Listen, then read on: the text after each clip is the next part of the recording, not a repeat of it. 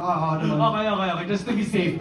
Safety precaution. Okay yun po. Donnie, kasi na-mention ni Kyle kanina na yun nga, daming sugat. Did it ever come to a point na medyo may risk for injury? Kasi nga, syempre ma-action, it needs to look real. Did it ever come or was there ever? Was there ever?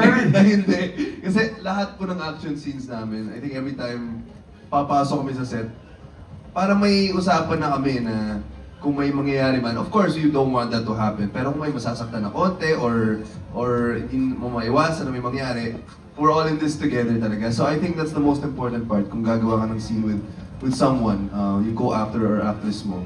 Mag-uusap kayo, ito gagawin ko, syempre mag-rehearse kayo. Pero pag nandun na kasi sa action, sa scene mismo, minsan hindi mo maiwasan. So yeah, there were times na na-injure talaga kami. And totoo yung blood, sweat, and tears. There were times na ito, fight namin ni Lou. Saan si Lou? Lou, naalala mo yung unang fight natin? Totoo yun, may sugat ako dito na malaki, dumudugo. Pero hindi kasalanan ni Lou yun. I think, sorry. hindi mo kasalanan yun. Pero ang ganda kasi ng kalabasan eh. So sometimes, those things need to happen. But yeah, I think the good thing is everyone's willing to go through it kasi alam nila na magiging worth it naman sa eksena. Tama, syempre para mas mapalabas yung realidad, di ba? Important thing is you're safe, healthy, and well. For Miss LT, working with both young and veteran talents po, is there still anything that surprised you or learned something from your co-stars? Are we done? First and foremost, they're all here. That makes them, the Roja memorable. Amazing actors, amazing crew, amazing production, amazing story. And as Janice mentioned, talagang nagkulong kami sa lock-in for like 4 or 5 months. So talagang very memorable, each and every one, and the story and everything. Talagang, I think kakaiba talaga yung Roja eh. I mean, yung intensity ng Roja, the way it was rolling from one scene to another. At yung mga tao talagang nakatutok talaga kasi talagang sobrang bilis ng mga pangyayari. And it involves thinking, sinong gumawa nito, sino may gumawa niyan. Ito yun. So it's very involving. Sir Raymond, thank you po. For Yasi, marami ang naintriga sa iyong karakter kahit special participation lang dapat.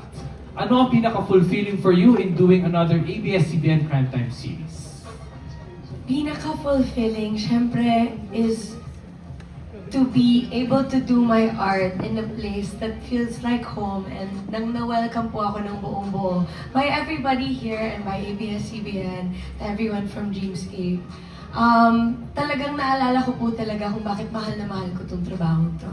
That's the most fulfilling for me. Thank you, Yasi. For EJ, na-sorpresa. Maraming na-sorpresa na ikaw ay part ng cast. Kahit nung wala ka dun sa launch, kahit hindi ka napakilala nung launch, at kalagitnaan ka ng show, pumasok ang character. Kumusta naman yung overall experience mo dito sa role? Actually, kahit ako na-surprise. Hindi ko talaga alam. Nung unang in-offer sa akin ng Dreamscape, sabi, special participation. So, akala ko, yun lang, magte-taping ako, isang lock-in, gano'n.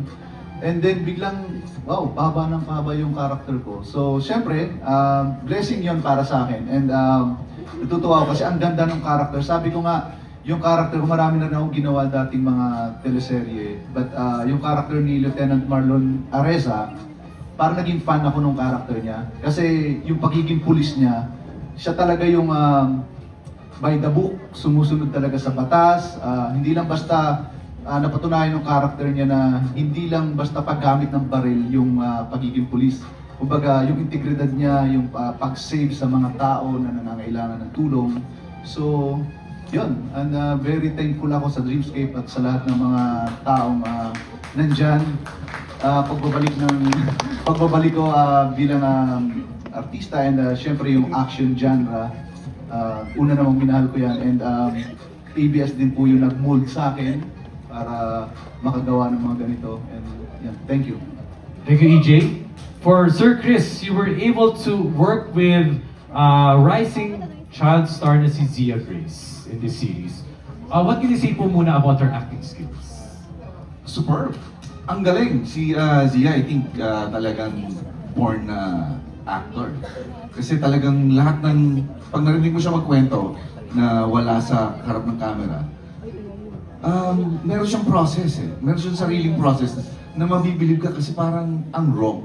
Raw yung kanyang binibigay. And true enough, pag harap niya sa camera, pagbigay niya ng lines, andun na, kompleto na yung emotions. And of course, the family scenes, di ba? Paano niyo po siya nabuo yung dynamic? Maybe memorable scenes from that. We would always bond with Zia, kami ni Nikki. Kasi nakita ko actually kay Nikki yung style na talagang kinlose niya si Zia. Na para pagharap sa camera, talagang one family kami. And then so I followed suit kasi nga parang nakita ko it really worked na parang Zia looked up to